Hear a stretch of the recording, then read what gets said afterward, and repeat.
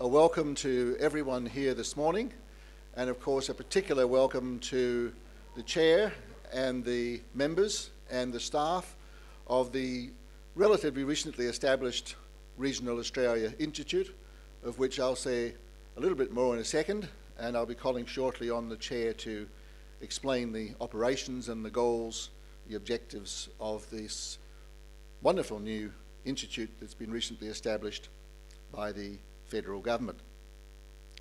In the first instance, though, I'd like to, in recognition of country, acknowledge the traditional custodians of this land on which the meeting has been held today, the Wiradjuri people, and to pay our respects to the elders, both past and present, of that people, and extend that respect to any other Aboriginal peoples that are present with us this morning.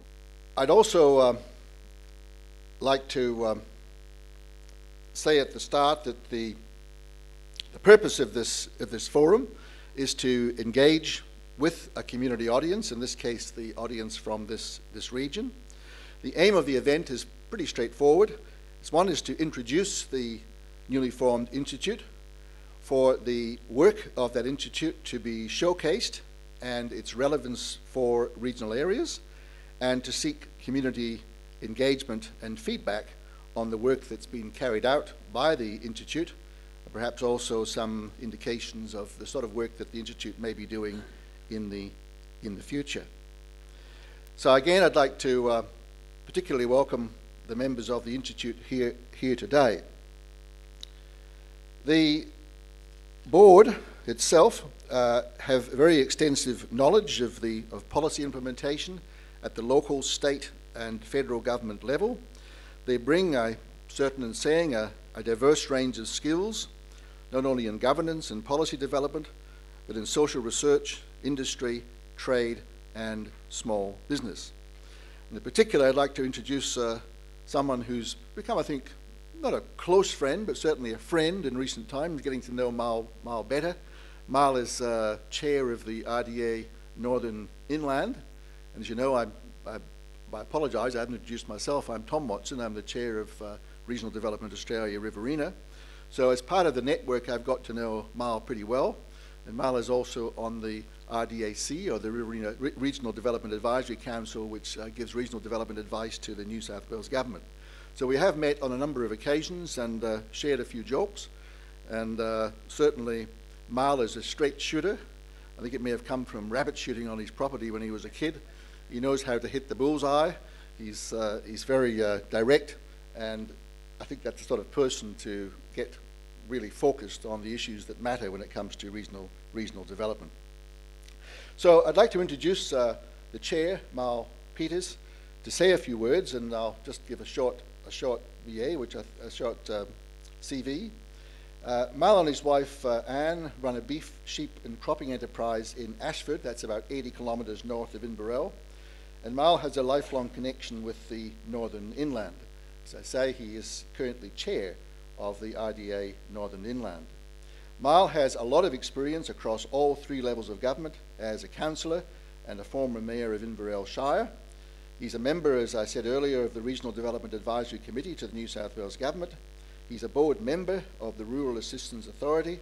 He's a member of the Federal Ministerial Advisory Council on Regional Australia, and of course, one of his recent appointments, and appointment I was very pleased to see, is chairman of the newly formed, or relatively newly formed, Regional Australia Institute.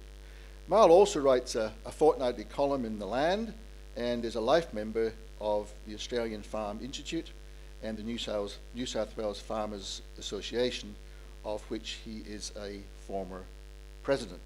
So I have got to know Mal very well. He's as I said, he's a straight shooter.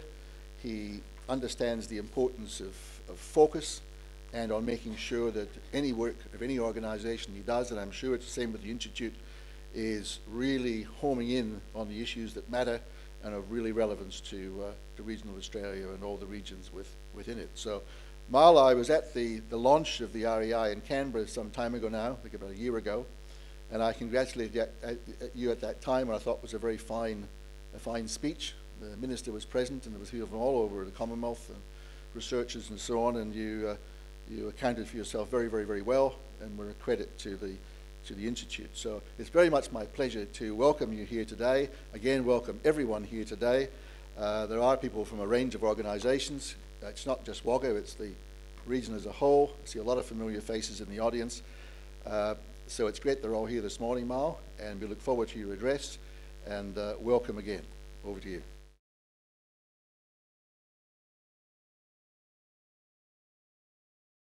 Good morning, ladies and gentlemen, and thank you very much, Tom, for those very kind words.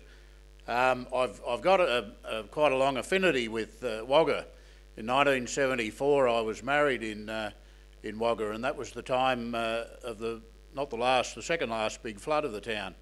And I well remember the ceremony was down at St Andrew's Church. The reception was out at the Wagga Boat Club, and I was staying at a motel out towards the airport. And when the flood came, the town just stopped because there was water everywhere.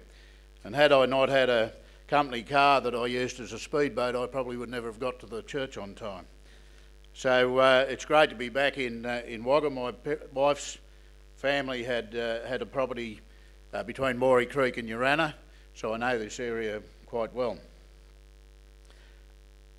I guess on a professional level, Wagga's probably one of the greatest examples of what can happen in regional development.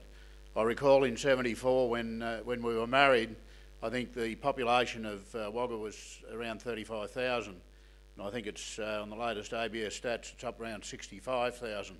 So it's certainly a great example of what can happen in regional development. I guess Wagga Wagga, as I understand it, means crow in the Wiradjuri language.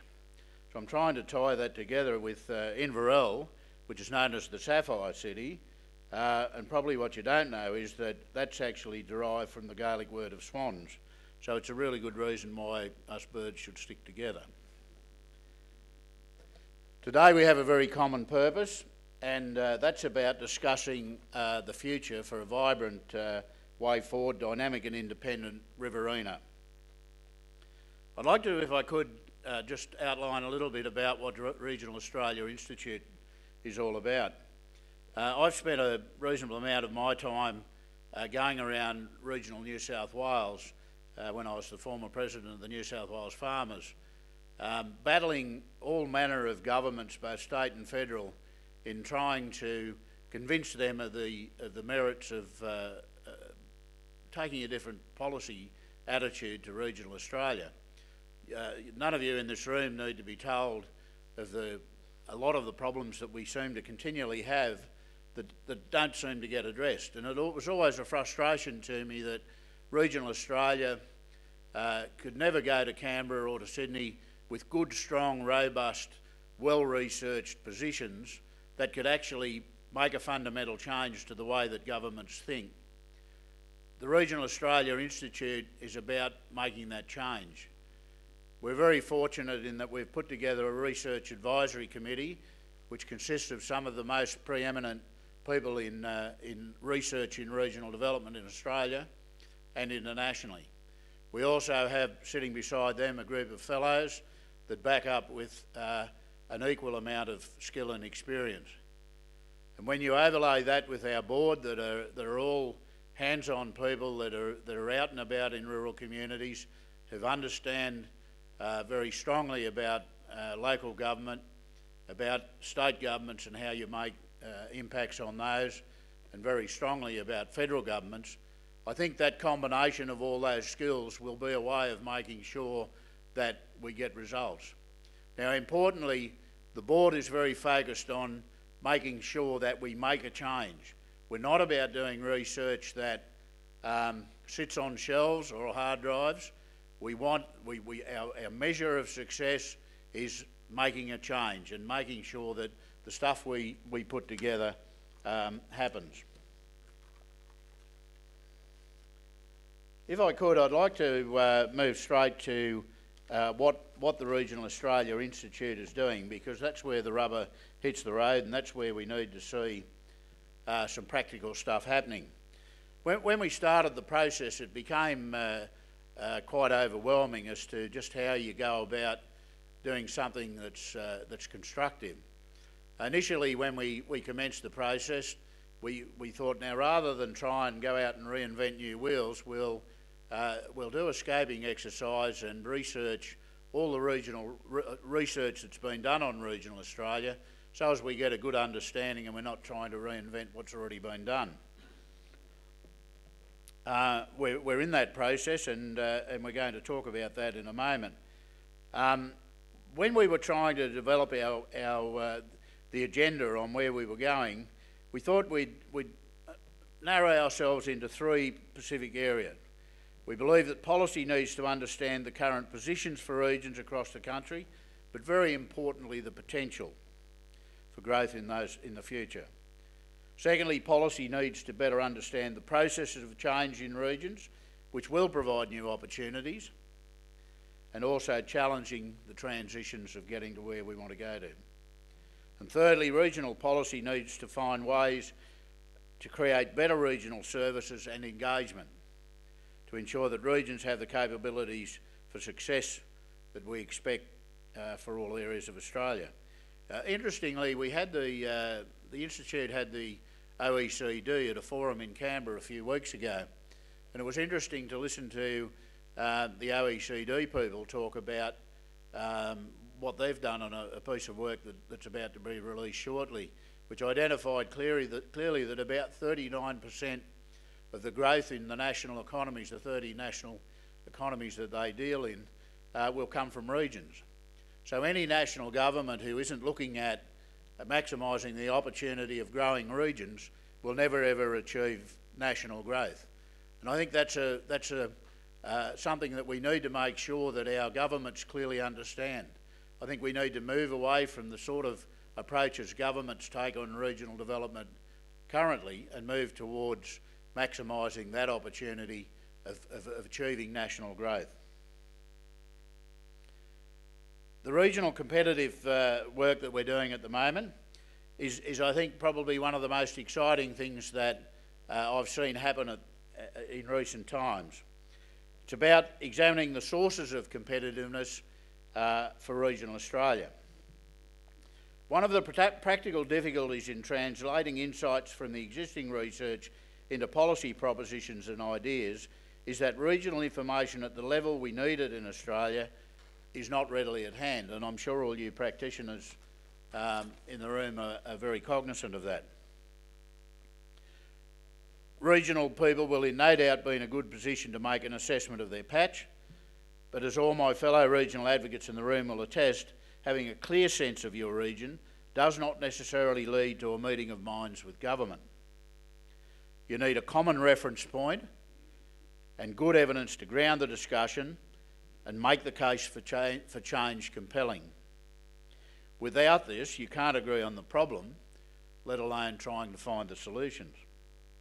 The challenges exist across regional issues, be it in the labour market, health, education and infrastructure. Our hope is that this foundational work on competitiveness by RAI will provide the foundation for a more sophisticated and informed discussion of the opportunities for regional growth and prosperity. Now, if I could this morning, I'd have much pleasure in launching the stocktake of regional research that we've just recently completed. So far, I've told you a lot about what regional policy needs and what RAI will do in the future. Now I'd like to share with you one of the pieces that's been completed. It's a pleasure today to not only celebrate our first birthday, but also to publicly release the results of this first major project, the stocktake of regional research. We undertook a stocktake of regional research because people told us they did not know what research had already been done on regional issues and where to get your hands on it when you wanted to access it. This made it hard for us to identify where we needed to do more work, and also meant people were commissioning work that had already been done and consequently not wasting but using resources that are so precious that we could be channeling into other areas. Over the last 6 months, our project team have been trawling through all the research that has been completed since 2000, that is potentially relevant to regional issues. From over 80,000 potential sources, our systematic review has identified approximately 1,500 research reports and 281 data sources that can be used to understand and respond to regional issues. From today, all of that research will be available on the RAI website for you to easily access and to use. The regional knowledge base will be updated and maintained by us so that people no longer struggle to know what is out there already on regional issues. We have included some information in your folders, and I would encourage you to jump online and see what we have created. I believe it will be an invaluable resource to you. We also use the stocktake process to understand strategically what needs to be done in the future in regional research. For me, one of the things that really jumped out by the stocktake was the lack of research into the potential of regional Australia and the opportunities for growth and development in the future. Among the 1,500 reports on regional issues, at best, only 10% are related to understanding new opportunities and how regions can take advantage of them. Only 10% relating to understanding new opportunities and how regions can take advantage of them. And I think you'd all find that pretty troubling. In my view, it reveals a troubling mindset that constantly focuses on the perceived negativities rather than identifying and grasping the opportunities. And I've got a lapse into the farm vernacular. It's the poor bugger me syndrome that regional Australia continually gets dished up with. I believe this mindset is holding us back from reaching our real potential. It also creates a perception that regional areas are constantly struggling to survive, and we know that clearly isn't correct. Like anywhere, regions have their share of challenges, but all of us here today know they are great places to live and build a future for ourselves and for our families. It is vital that we turn this negative mindset around. This involves commissioning research into positive opportunities for growth and prosperity in the regions. As Chair of the RAI, I'm doing everything in my power to change both the tone and the substance of our national debate on regional issues. It is RAI's top priority to clarify and quantify potential in regional Australia and galvanising identifying governments, regions and businesses to work together to realise it, and starting new discussions in regional areas to promote public debate about a positive future. The forum here this morning is the first small step in that direction. Professor Natomany will shortly highlight some examples from overseas that highlight the genuine feasibility of positive change in regional Australia. Sue will then share some of the things that stand out to us as being important for the Riverina area in chasing growth and prosperity. I then look forward to hearing your thoughts on what the future could hold for us in this important region of Australia. Thank you very much.